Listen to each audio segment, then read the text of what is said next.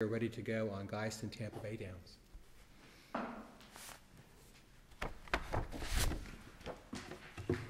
Good morning, Your Honors. Craig Berman representing the appellant. I'd like to reserve 5 minutes for rebuttal. Thank you. Your Honor, the trial court in this case entered an order that can only be characterized as conclusory. It is an order denying class certification, and this court has not yet articulated whether orders denying class certification must contain at least some factual findings, as well as conclusions of law. The order under review is primarily conclusions of law, citing to the threadbare requirements in the rule. As we look at the evidence that was before the trial court was presented with arguments from the other side that attack numerosity, typicality, commonality, and adequacy based on one or two facts. One is we have 13 plaintiffs who settled their case in Fegley. That was before our action was filed. And that was an FLSA or minimum wage collective action, which was initially filed as a class action, but only 13 plaintiffs entered into judicially reviewed settlements. The other fact that the other side argues is that there were 25 releases entered into with current poker dealers, but none of those releases were judicially approved. They, according, if you look at our reply brief, are all unenforceable because they're unapproved. The Lynn Foods case from the 11th Circuit is part of the entire body of case law that Article 10, Section 24 incorporates. And the trial court went beyond his authority at class certification. He went into the merits of the case instead of determining if the procedural requirements were met. And the other side's brief alleges a parade of horribles will happen to these 25 people if they're part of the class, that they will have to pay attorney's fees, which is an unfounded allegation, that they'll have to tender back monies before they can even be part of the class, and no case law cited for any of that. The other side relies on a statute, Section 448.08, which does not apply and cannot apply under the doctrine of preemption to a constitutional claim that only allows prevailing plaintiffs to collect fees for minimum wage violations. So the other side's arguments about, well, these are... So which constitution governs? Florida. U.S. Constitution or Florida's? If you Florida's have equal protection that says you have to have a rational basis to treat one person differently than the other, why shouldn't a defense lawyer be able to entitle it? Never mind, that issue's not raised enough. Forget I even asked. Well, the specific controls the general under Florida case law, so... Well, we're talking about constitutions. That's the reason you... Florida Constitution, Your Honor. 448 is not a constitutional right that defendants have in general. It is an act that allows attorney's fees in common law actions for unpaid wages. Similar issue back when we had the offer of judgment statute. Well, that only allowed basically and operationally plaintiffs to get a fee multiplied. That's another issue for another time, so let's not use your time up on this. Yes, Your Honor. In terms of numerosity, the evidence showed the potential class of dealers is well over 100. I represent 21. There were 100 dealers, as to count one, that were employed between September 2007 through June of 2012, when the tip pool was altered so that tournament directors and shift managers were no longer receiving a portion of that tip pool. And that's what rendered this tip pool invalid in the first place, is that the wrong people were getting the money. Within your analytical paradigm, how should the trial court have handled the notion that there's 100 people, you represent 21, and after receiving notice, nobody else joined it? How, in your analytical paradigm, would this factor fit in or not fit in? Because it seems, inferentially, that the trial court might have considered it. the trial court, in its findings 1 and 2, considered, well, no one else joined, so you're dead in the water. Well, that is not what a class action's about. It's not about someone joining in. Unless they opt out, they're members of the class. The trial court confused this action with an FLSA action where people either opt in or they're not part of it. This is an opt-out class action under Florida law. And our only duty was to meet the 6 requirements: numerosity, typicality, commonality, adequacy, predominance, and superiority. It makes far more sense to have this count 1 determined in a single action rather than have a multiplicity of actions where you could have 2 poker dealers file an action in Hillsborough or 2 more in Pinellas. It doesn't make sense to have a multiplicity, and I think the other side is using that to say, well, there's no judicial economy. There's a lot of judicial economy to have the claims of 100 dealers resolved in 1 action, and that's what we propose. With respect to Fegley, because those settlements were supervised, we're fine with modifying our class definition to exclude them. But we do believe the 25 releasors who currently work for Tampa Bay Downs should receive notice, and they can opt out if they want, or they can hang in and see what the jury does. And they have...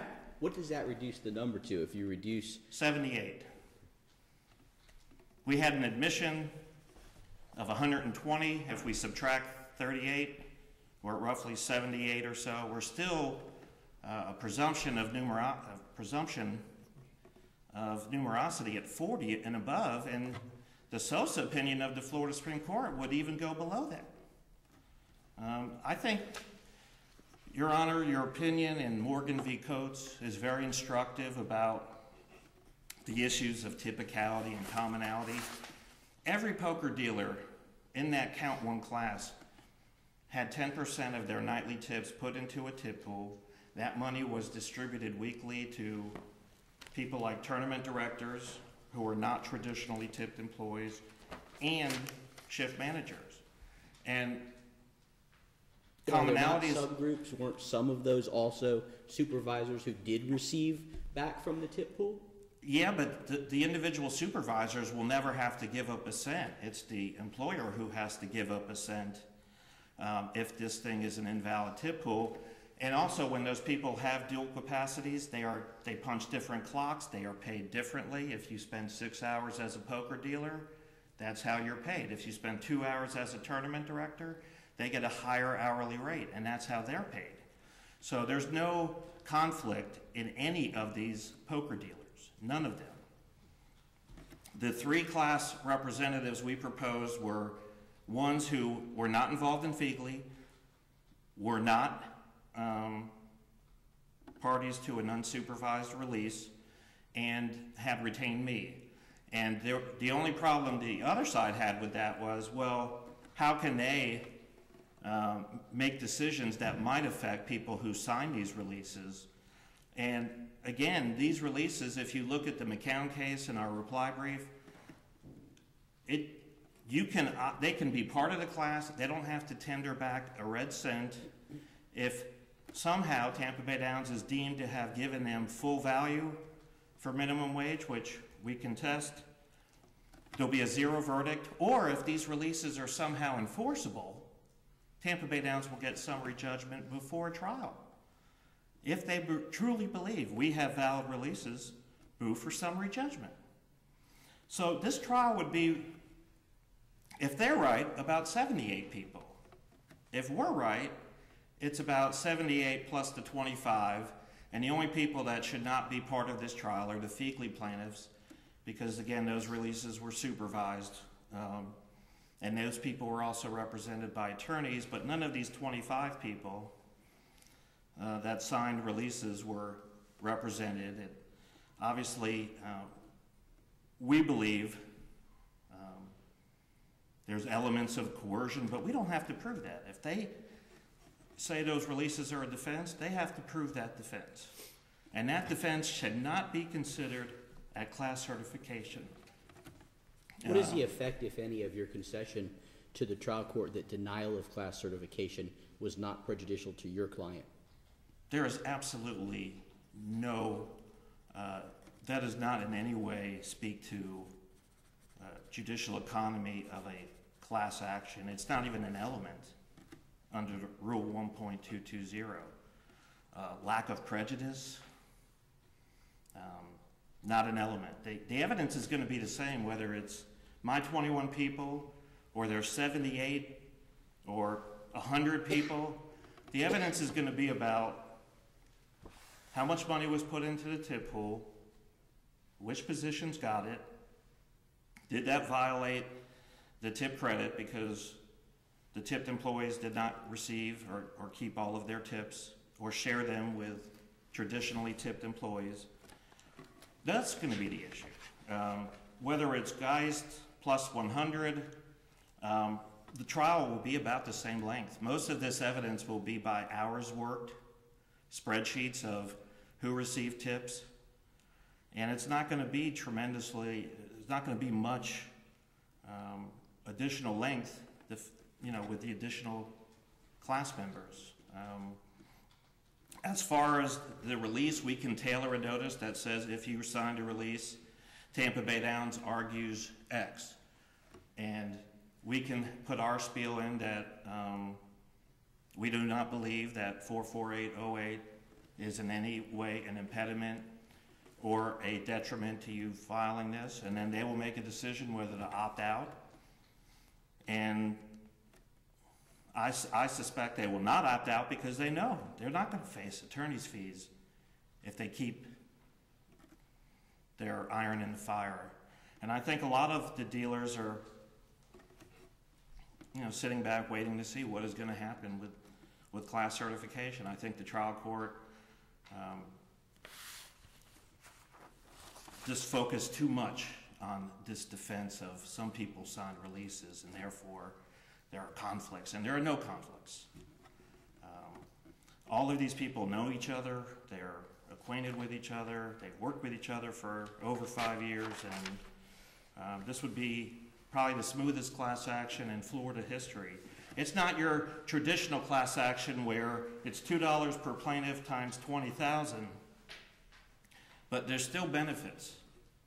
And this rule is important, that those people out there who may have left Tampa Bay Downs 3 or 4 years ago, they should receive the benefit of that class action rule, get notice, and make a decision, and those rights should be protected. And that's what this Florida minimum wage law and Article 10, Section 24 emphasizes, is the availability of class treatment. And we would ask you to reverse the trial court and recognize that even if they have an argument that these releases might somehow be valid, they can make that argument even if a class is certified.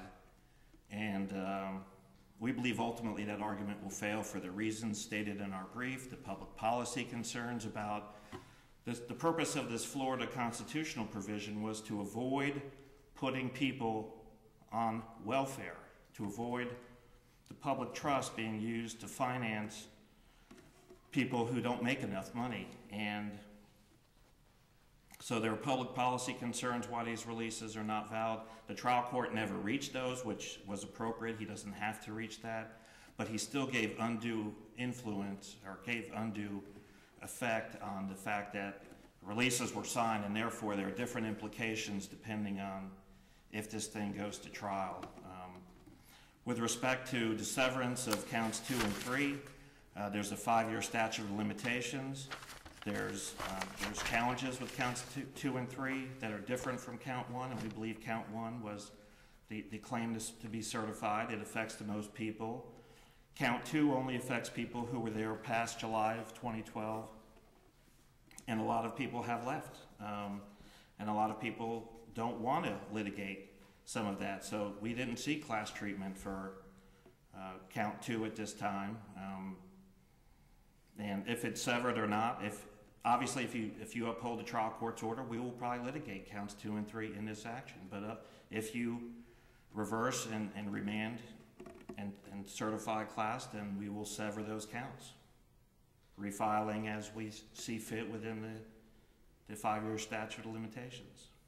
I'll reserve the balance of my time.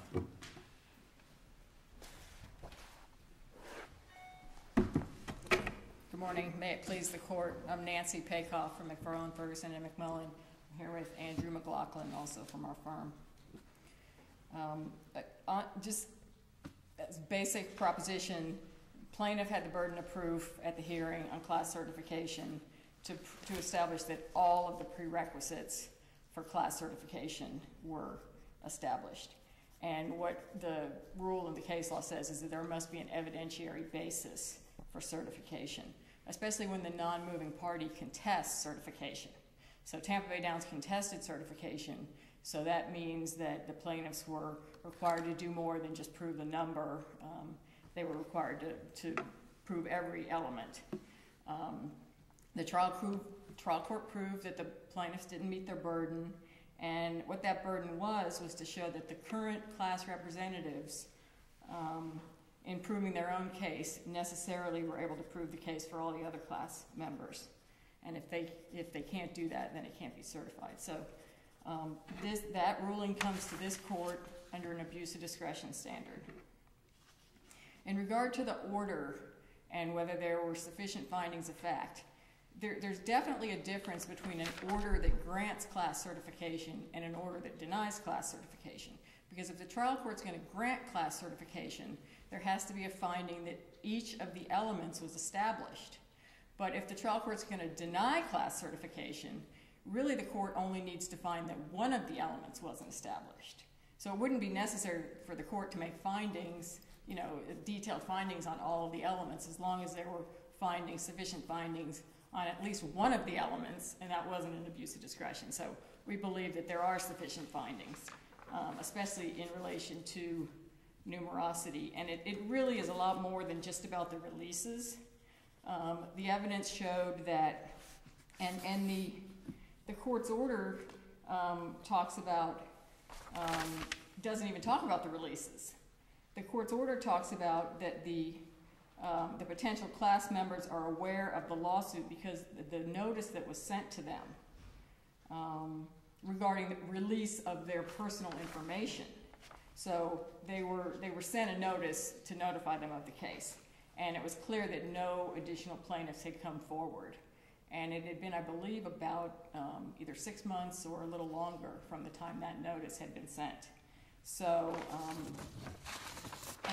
I mean, in that regard, numerosity wasn't just about, the fact that there were different classes of people. It was about the fact that that everybody knew about the case from the notice that went out, from their coworkers who had been soliciting each other and talking about it for the last several years based on the 2 cases that had been filed, and specific evidence was put forth that there were people that didn't want to join. There was actually testimony that there were by dealers who didn't want to join, so that wasn't refuted in any way. And at the hearing, the motion for class certification and the request to the trial court was to certify the class of all poker dealers. Now plaintiffs come here and say, well, they would be okay with certifying everybody except for the plaintiffs who settled the prior case. So that's not what the trial court was asked to decide. The trial court was asked to decide this entire class, so that's different than the order. And the issue about the releases and whether they're valid or not, and whether they're constitutional, and whether there would be any attorney's fees owed if those people were included and didn't prevail. I mean, all of that just complicates the case. The case as it currently exists with the 20 or 19 plaintiffs doesn't have any issue about the releases in it, because none of those plaintiffs signed the release. So that issue's not in the case. So by bringing that into the case, that complicates it more, which affects, the issue of typicality and adequacy of the current representatives. How does your client distinguish Judge Morris's opinion in Morgan versus Coates that was cited with approval by the Supreme Court in Sosa. There seems to be a language that's somewhat factually similar, that you're talking about unpaid, dinner hours by deputy sheriffs, and there's language in there that seems to apply that the requirement is met if the questions linking the class members are substantially related. So if it's minimum wage and pool, arguably that language suggests that that factor might have been met. Commonality talks about arising from the same practice or course of conduct. Sounds like that might be met. Well, so how would you distinguish? Okay. Well, in this case, the court didn't rule, the trial court did not rule that there was not commonality. So we can assume that he found there was commonality. But on the issues, specifically in the Morgan case, there were the distinctions among the plaintiffs were whether if they had this lunch break, whether they had actually had to work during the lunch break or whether they hadn't had to work during the lunch break. So that's just a question of the amount of the damages. Where in this case, we actually have defenses. We have defenses of release. We have other classes of people who settled prior cases. We have people who, so we have different groups of people as opposed to just someone who worked, someone worked 20 hours this week and someone else worked 40 hours. And so I think it is distinguishable. And again, this is not about commonality. This is more about typicality, adequacy, superiority, and judicial economy. That it doesn't make sense to bring in issues about the releases into this case when we don't need to bring that issue in. So, are there any other questions? Okay, thank you. You have a presentation. You're only at 6 minutes, so you can go. You've got time to go if you wish. All right, well, the only other thing I would want to say, and I'm not sure if I said this, but one of the facts that was presented to the trial court is that everybody knew about this case. Everybody knew about the claims against Tampa Bay Downs for minimum wage and overtime pay. And so minimum wage, I guess it was. So if they wanted to join, they could have joined the first case, they could have joined the second case, they could have contacted plaintiff's attorney after they got the notice, and there was no evidence that there was anybody else that wanted to join.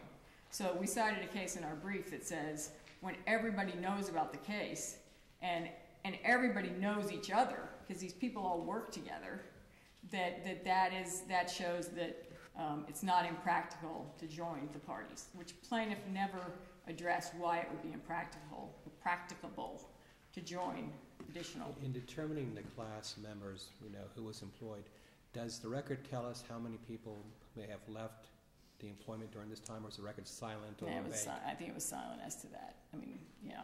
It just was the total number that were employed during the operative period of time. Do you agree with Mr. Berman's numbers on the potential size of the class?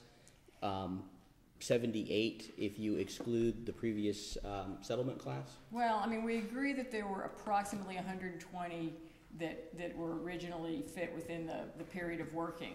And then if you take out, but again, that wasn't what the trial court was presented with. I mean, I think that, and again, I think that also goes to the fact that everybody knows about the case and, hasn't joined in at this point. Thank you.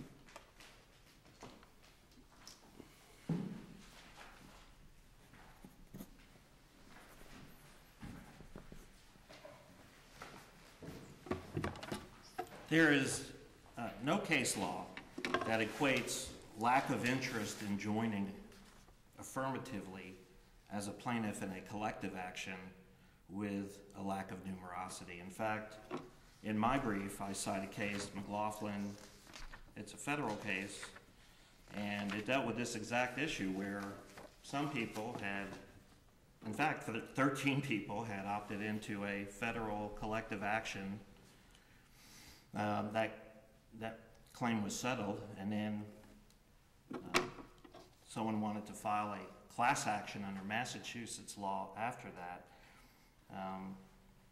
McLaughlin said, the question before this court is whether the court should decline to certify the class, given that few class members have opted into a factually similar claim under the FLSA.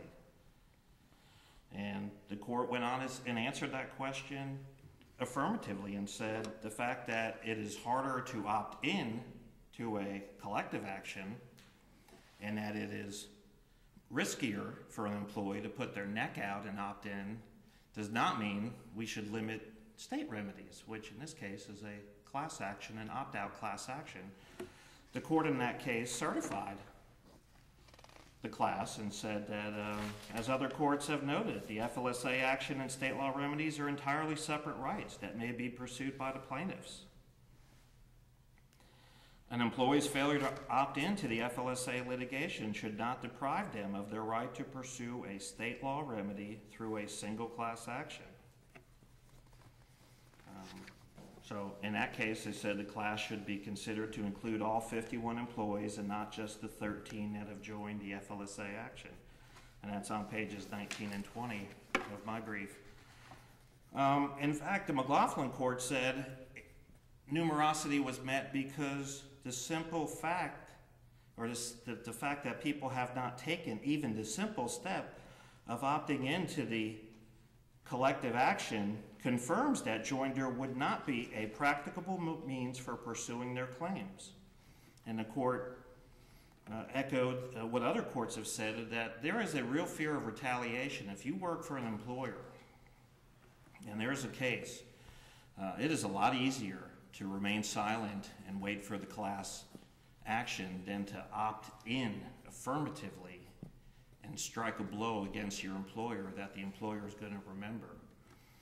And with regard to the notion of fear of retaliation, is that something a trial court can infer, or does there need to be some record support from that, whether it's business studies, previous ongoing things? Because I understand one side could say there's a fear of retaliation, no record support, and the other side says they don't think the case has merit.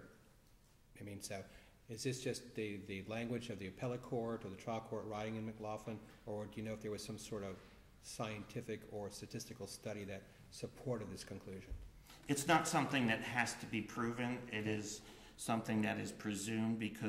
employer-employee relationship. The first appeal we filed in this case cited a legion of cases for that proposition, that suing your current employer is a heck of a lot more riskier than suing a former employer. It's a right-to-work state where you have no protections, arguably, unless you are unionized. So I could understand. I don't know what the status of the Commonwealth of Massachusetts is, though.